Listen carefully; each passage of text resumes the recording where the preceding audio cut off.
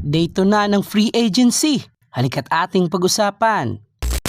Marcus Smart nasa Houston Rockets na. Di man lang umabot ng ilang araw, nakahanap na agad si Marcus Smart ng bagong team. Nag-agree na siya sa offer ng Houston Rockets na 2 years with 13 million contract.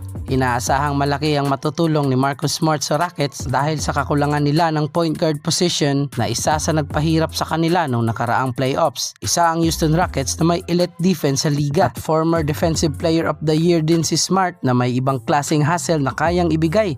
Kaya expected na mas lalong lalakas ang depensa nila ngayon sa pag-sign nila kay Marcus Smart at kaya din i-provide ni Smart ang kanyang veteran leadership na kaya niyang i-guide ang mga batang players ng Rockets sa kanyang high basketball IQ. Kaya swerte talaga ang Houston Rockets sa pag-sign nila kay Marcus Smart. Free agent Tobias Harris di na babalik sa Detroit Pistons at nag-agree na mag-sign sa San Antonio Spurs ng 2-year contract with 31 million deal. Solid to para sa San Antonio Spurs para may legit floor spacing na ang San Antonio at aasahang mas magiging delikado ang Spurs sa 3 since nadagdagan sila ng isa pang sniper pati na rin sa wing position na makakatulong para mabawasan ang load kay Victor Wembanyama. Lakers trade updates naman. Di pala tulog si Rob Pelinka mga ballers. Na-sign na nila ang isa sa mga request ni Luka Doncic na elite big man. Nakuha ng Lakers ang restricted free agent ng Utah Jazz na si Walker Kessler at pumirma ng 4-year contract na tumataginting na $130 million.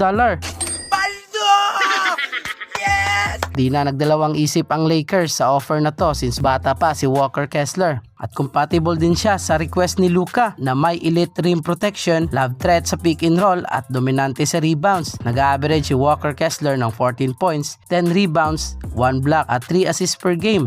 Kasama sa trade na to, sina Colin Sexton na may 2-year 19 million contract, power forward / center na si Sandro Mamukilashvili with a 4-year 50 million contract at shooting guard Quentin Grimes 4 years din na may 60 million. Galing din sa Dallas Mavericks ang player na to na itinuring na one of the worst modern trade blunders ng Dallas. Yari na naman si Nico Harrison. Nagsimula na nga ang Lakers sa pag-build ng future nila around Luka Doncic. Blockbuster trade na naman. Kinumpirma ito ni Shams Charania sa ESPN na ang wingman ng Boston Celtics at 5-time All-Star na si Jaylen Brown ay na-trade na sa Philadelphia 76ers.